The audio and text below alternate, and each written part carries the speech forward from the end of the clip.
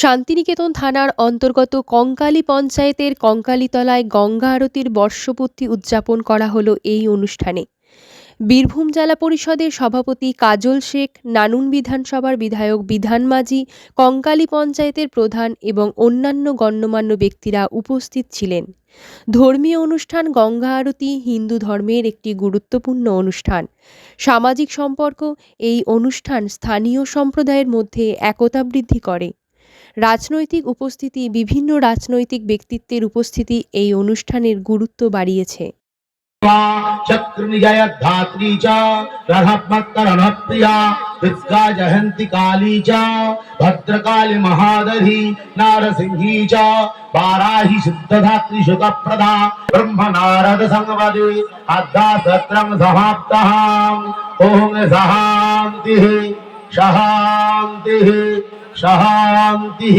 या देवी सर्वभूतेषु शक्तिरूपेण संस्थिता नभस्तस्यै नभस्तस्यै नभस्तस्यै नमो नमः। सर्गाववर्गदे देवी नारायणी नमस्तुते। या देवी सर्वभूतेषु शान्तिरूपेण संस्थिता नभस्तस्यै नभस्तस्यै नभस्तस्यै नमो नमः।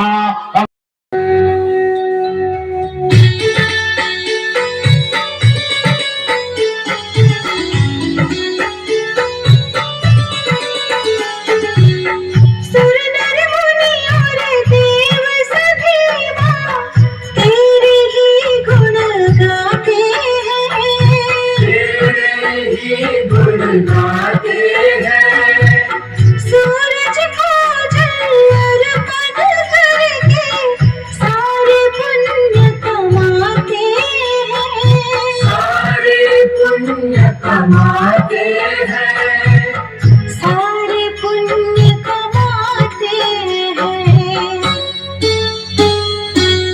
तेरे ध्यान में लीन हुआ जो उसका हुआ उद्धार है। अमृत जैसा ये जल तेरा जीवन जीत। কঙ্কালীতলাতে 1 বছর আগে গঙ্গা আরতি শুরু হয়েছিল, আজকাল বর্ষপূর্তি কি বলবেন? এটা ভারতবর্ষ, এই ভারতবর্ষের সর্বধর্ম সমন্বয় গঠিত ভারতবর্ষ, সেটা আমাদের সংবিধান ছিল। গঙ্গা আরতি এই জন্য হয়ে থাকে, সনাতন ধর্মের বিশ্বাসী মানুষ যারা আছেন তারা তাদের পূর্বপুরুষদের আত্মার শান্তি কামনার জন্য এই গঙ্গা আরতির ব্যবস্থা করে থাকেন।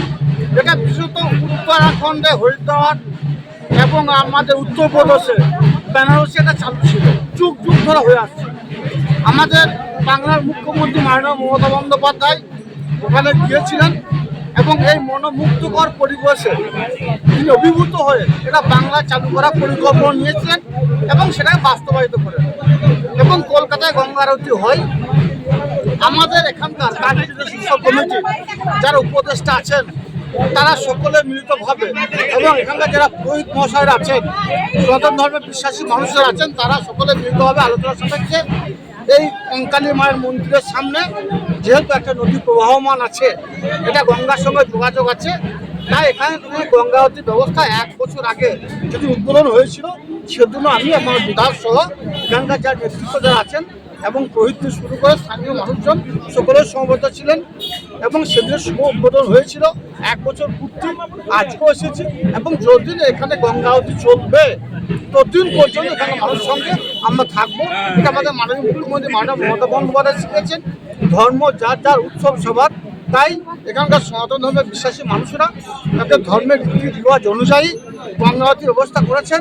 আমরা সকলে তাদের সহযোগিতা করার জন্য এখন আছি, আগামী দিনেও থাকবো।